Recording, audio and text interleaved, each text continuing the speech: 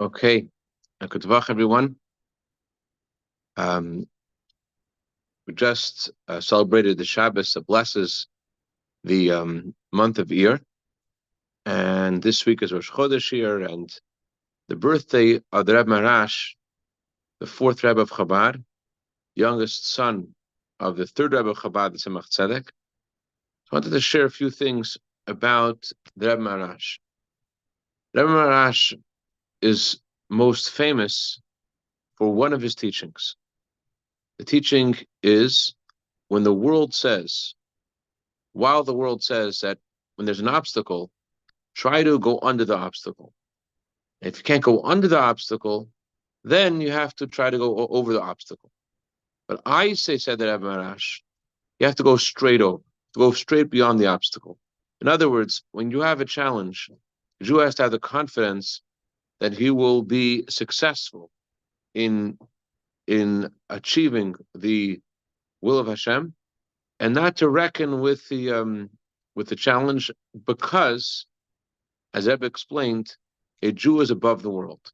Because a Jew is above the world, therefore doesn't have to reckon with the limitations of the circumstances that he's in, and he has to realize that Hashem will help him be successful. There was one man who unfortunately lost, I think, his father. He had to say Kaddish for his father, and because of his obligation to say Kaddish, he wasn't sure what he should do about his job, because there was a conflict between his job and the Kaddish. And he asked the Rebbe, and it's a printed letter. It's amazing what the Rebbe said to him. The Rebbe responded that Halacha says that you're exempt from saying Kaddish because you need to earn a livelihood. But although you're exempt, and the Rebbe explains at length why he's exempt and why it's okay, the Rebbe then continues and says, I'm only saying this to you because I don't know how much trust you have in Hashem. But if I did, I would tell you that you could say Kaddish and not worry about earning a living. Hashem could provide for you a different way. In other words, just in the merit of his trusting in Hashem itself, that would cause things to change. And the reason for that is because it says in the Talmud, Hashem looked in the Torah and Hashem created the world, which means the Torah is a blueprint for creation, but not just a blueprint for creation. The Torah is a channel through which Hashem made the world. And the Torah begins with the letter Beis. The letter Beis, it stands for blessing. And the very first word of the Torah, Reishis, highlights the greatness of the Torah, greatness of the Jewish people. As Rashi says, that Hashem created the world for the sake of Torah and the sake of the Jewish people. And then the word bara indicates Hashem created the world in a way that you don't see the author of creation. And the only one who could create a world in which the author isn't seen is only the essence of Hashem, who has no source, could he create the world in a way that feels like it has no source. So you see from the second word of the Torah how the essence of Hashem is connected to creation. And Rebbe continued on to say how in every word of the Torah, in the beginning of the Torah, you see how Hashem channeled creation to be above creation, meaning that the world is created in a way that it's in sync with its divine purpose. So, for example, when Hashem said, let there be light, and there was light, it wasn't only that Adam could see from one end of the world to the other, he could see also from the higher worlds, the hidden worlds. The empowerment Hashem gives us with through the Torah is in a way that Jew has to feel he's above the world. And that's why, and there's an obstacle, you have to approach it with the confidence that you'll for sure be successful. As the Rebbe Maharash said, go straight over. There is no obstacle. You're above the world. We see this also in the beginning of the Code of Jewish Law. What's the first word in the original Code of Jewish Law of Rabbi Yosef Cairo? What's his first words? His first words are, Yizgaber Kari, be strong like a lion. No, there are no obstacles. No, you could do this. So this is also echoed in the beginning of the Talmud. In the Talmud talks about Shema, the mitzvah of saying Shema at night, and the true meaning of saying Shema is understanding the truth of Hashem. And there's nothing besides. So the very beginning of the Torah highlights how Hashem created the world in this frequency, in sync with who we are as Jews, how we're above the world and one with Hashem. Therefore, we should feel there is no obstacle. There's nothing that's impossible. That there is no obstacle in the outset. I have that confidence. That's what the Maharash is famous for teaching the world. But I want to focus on tonight two anecdotes with Rebbe Maharash. The Rebbe Maharash was at the Tnoim, at the engagement ceremony, engagement celebration of his daughter, and as customary, he the Tnoim, I'm sorry, made a mistake. This was the Tanoim of not the Rebbe Rash's daughter. This was the Tanoim of the Rebbe Rashab's daughter. And at this occasion, the Rebbe Rashab was called upon to convey a blessing for the couple. And one second, am I reading this correctly? Zalman. One second, who was this with? Which couple was it with? I don't remember. I don't remember which engagement party it was, but either way, the Rebbe Rashab shared the following thing. He said, "I was once in an audience with my father, the Rebbe Maharash, and he was saying this. The Rebbe Rashab was saying this while he was holding on to the table of his father. He was looking at the chair, the empty chair of his father who had just passed away, and he was sharing a audience he had with his father. And he said that he once was discussing with his father some deep concept in Hasidus, and then his father went on and gave him a parable. He was talking about the concept of Misham Nasa V'Yarda, how the soul travels from heaven and descends into this world.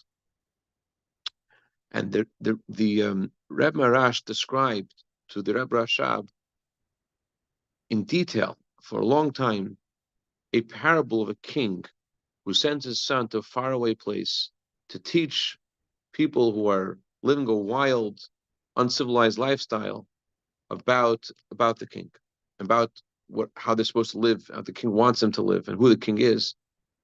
And the Rebbe Maharash was talking about how the king and his son meet before they depart, and how his father kisses his son, and how much pain the father has that he has to send the son away, how much pain the son has that he has to travel away, and how when he goes to this new environment, he goes to this new place, which is so unfriendly and so different, this wild place where people are acting in a wild manner, unlike the civilized, intellectual, sophisticated manner of the palace.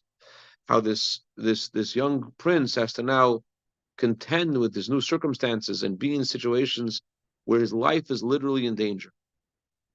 And the Rebbe Maharash told the Rebbe Rashab was sharing this while the Rebbe Rashab's eyes were pouring out tears, and his face was white, just a few, like two red blotches on his pure white face as he's sharing this, and his eyes are pouring out tears. And he said that his father, the king, when he sends his son away, he really tries from a distance to do all kinds of things so that his son shouldn't forget about his mission and shouldn't be shouldn't succumb to challenges on his mission, should be successful in his mission. Although they're so far away, the father doesn't forget his son, and he does all kinds of things, all kinds of ways from a distance to help his son. And how sometimes, after a long time, the son forgets about his father, and he gets involved in all kinds of things which are unbecoming, and he starts to enjoy and celebrate the things that the people in this faraway land are celebrating, because he's forgotten what his mission was. But as he's celebrating all these things which are unimportant, he suddenly remembers his mission. He suddenly sees the face of his father in the middle of all of this. This is all a parable of the soul descending to the world, and how Hashem sends us in this mission, and we have a purpose to this. So, and how suddenly the son remembers what the mission is. That's what the Rebbe Rashab shared at that occasion, the celebration. Maybe it was his granddaughter's engagement. I don't remember. Anyways, so that story also highlights the idea of the Rebbe, a Jew is above the world because he's sent by Hashem. And although it's to a faraway place, but he's never left alone. Hashem is with him and guides him and blesses him to make sure that he'll be successful. And Jew has to realize he's above the world. He's not going with his own strength. Another story there, Maharash, sort of a different theme, but connected. The Rebbe Maharash was disliked by other communal activists for the following reasons. Number one, he was very independent. He wouldn't consult with other activists. And number two, his opinion was to speak openly and clearly to the government officials, even though there may be some backlash to various leaders, but he said he felt he had to speak very openly and very clearly to government officials. So on one occasion, the Maharash was traveling to for the purpose of communal activities, and he sent a letter to Reb Shaya Berlin, who was then living in Velish. He asked him to come to be with him in the city he was traveling to. I don't remember which city it was. And when he gets there, Reb Shaya Berlin was too busy, didn't also realize how important this mission was. And he, instead of going himself, he sent one of his attendants, Shlomo Leib, to go and meet the Rebbe Maharash. Rebbe Maharash meets Shlomo Leib, and he says to him, "It's very important. I'm so happy you came. You really are able to do some significant, important thing now that you're here. So I want you to come with me on the train. We're going to go for a few stations together." Okay? He goes on the train, and he sits in a private cabin in the train. And while they're sitting there in their private cabin, a man enters with a suitcase and some kind of knapsack. And he sits down opposite the Rebbe Maharash. And the Rebbe Maharash looks at him and says to him, "The hands are the hands of Esav." The Torah says about Esav, that is, his Yitzchak said about Esav, his hands are the hands of Esav. And he says a Jew should have nothing to do with the hands of Esav. Give me what you have in your bag. In his bag, he had a gun. So Ramash took the gun and threw it out. And it was obvious what this guy was intending to do. He's going to Chas Shalom to the Maharash. And so after, when the train reached the next station, the Maharash told this Shlomo Leib that he can go on his way. He doesn't need his assistance anymore. Apparently, Rabbi Shaya Berlin didn't realize the import of his presence there. He probably thought that was going to happen. What was the reason he was summoned was for something similar to what happened in Dvinsk. Rabbi Maharash once visited Dvinsk, which was populated by opponents to Chassidus, and there was some kind of tumult that the opponents to the Maharash and the Chassidus made in the train station. Broke a window and broke a door, and Dvinsk was a key military outpost. And so there was a general who was very involved in what happened in Dvinsk. And when he was told that they're breaking windows and doors, and there's a lot of people there in the train station, he sent a group of soldiers to arrest whoever's causing this tumult, whoever's arriving. People are coming to see what's going on. So when the soldier came to arrest the Rebbe Maharash, where's the rabbi? The rabbi's over there. The Rebbe Maharash took out of his suitcase, his luggage, a letter. When the soldier saw the letter, his face turned white. The Rebbe Maharash asked him for his name and for his number, and he wrote it down. And Maharash said to him to show this also to the general. He showed it to the general. General came to apologize. What did the letter say? Letter said that the government um, has instructed all the police and all of the military to be in assistance to the Rebbe Maharash, and no one should interfere with anything he's doing. They should all come and assist him. And you see this same concept of the achatchila riber. There is no obstacle. And finally, one more story about the importance of gathering together and sharing stories and bringing together. Also, with the Rebbe Maharash, the previous Rebbe was studying the discourses of the Mittler Rebbe with the notes that Tzemach Tzedek, and he had some things he couldn't understand, and he came to his father, the Rebbe Rashab, to ask him to explain what he didn't understand. And his father explained it to him. And then his father said, once I couldn't understand the discourses of my father, the Rebbe Maharash, and I went into my father, and my father explained to me, and again I asked, and he explained to me again, but I didn't really understood it, but I couldn't feel inwardly what he was saying. I didn't really get it inside. And the Rebbe Maharash said the Rebbe Rashab to the previous Rebbe, study is not the main thing. The main thing is action. The main thing is what you achieve at a Hasidic gathering, at a Fabrengen. He said it's there at a Fabrengen, and only at a Fabrengen can you get the true delight in having reverence for Hashem.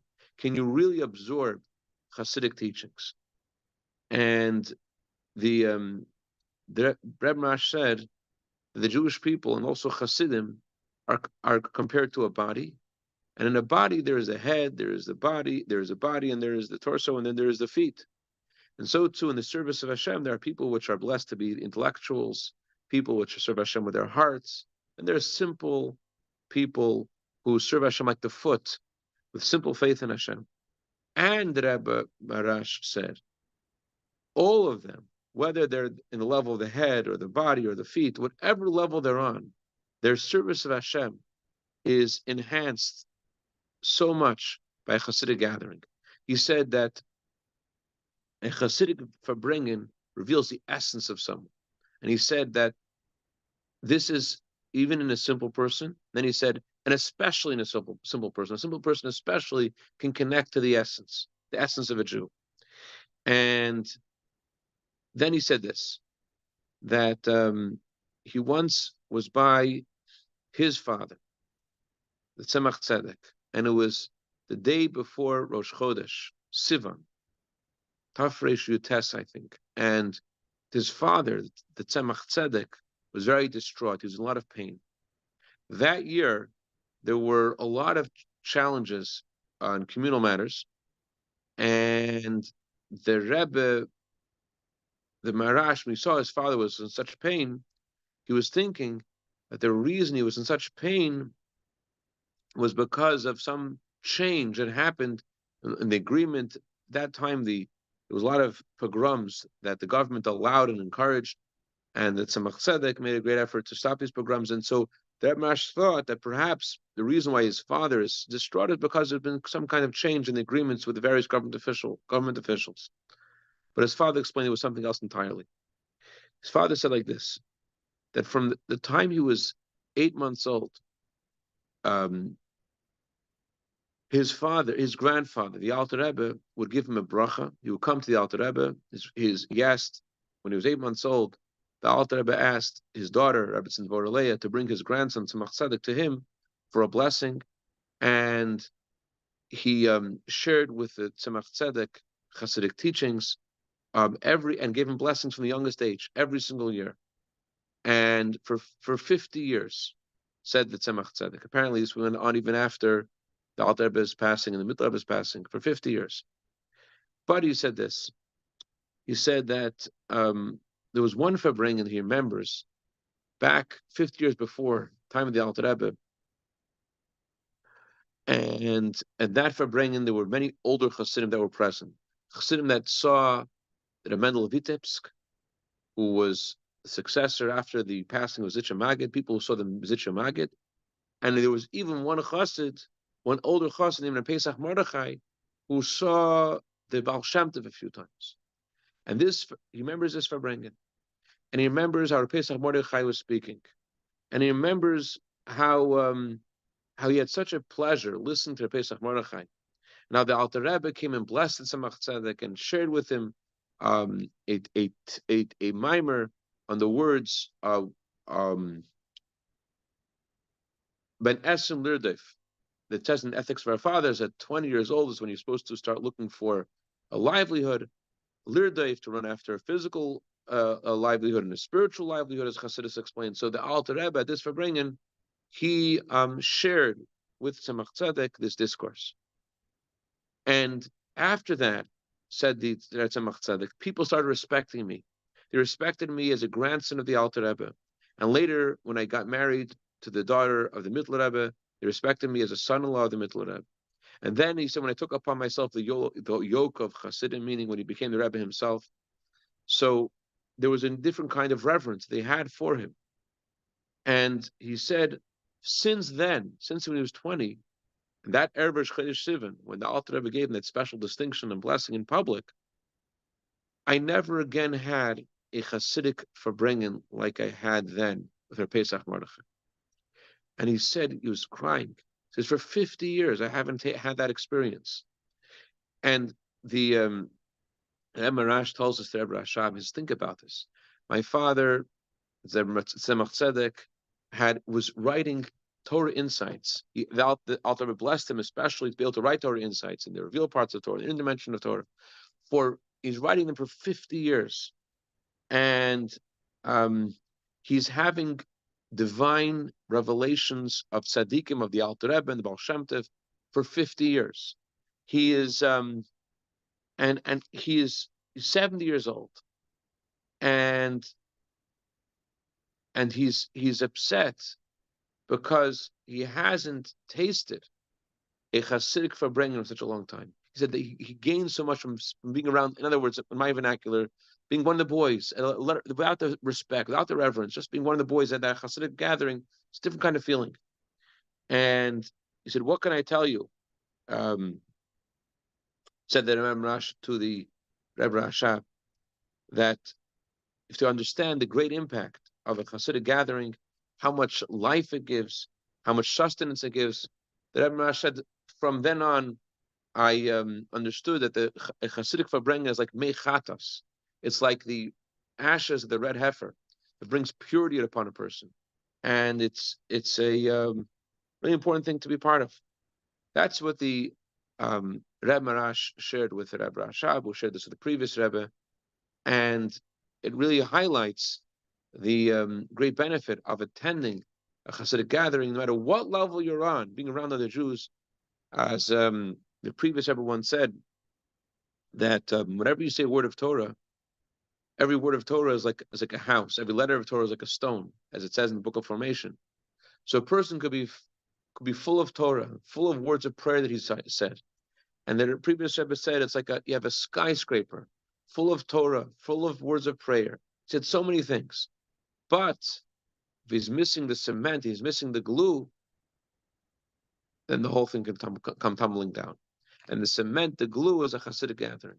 The gathering together, that's what gives us the strength to go to go beyond our obstacles and limitations, not to reckon with whatever the here and now in front of us, and to realize instead who we are. It's Megal the Atzmi, reveals the essence of who we are. Anyways, the main thing is coming from the month of Nisan and entering the month of Iyar, entering the time of the Maharash's birthday, we should all be blessed to go to, as you said today in the blessing for the month, Chaim, Shalom, Sasim, Simcha, Yeshua, and Chama. The name of Amen should be Emes, Chila Rebbe, straight out of Golis. We should see the revelation, the coming of Mashiach Tzekenu. Any questions or comments?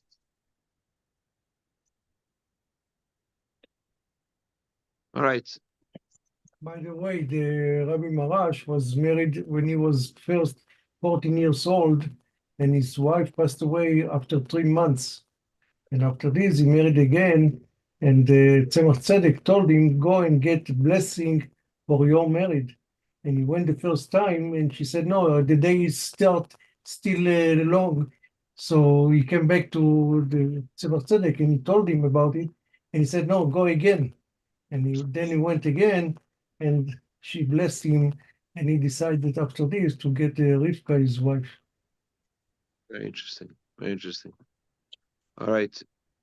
Good Woche, Menachar, good Woche, Annie, good Woche, David, good Woche, Yehuda, good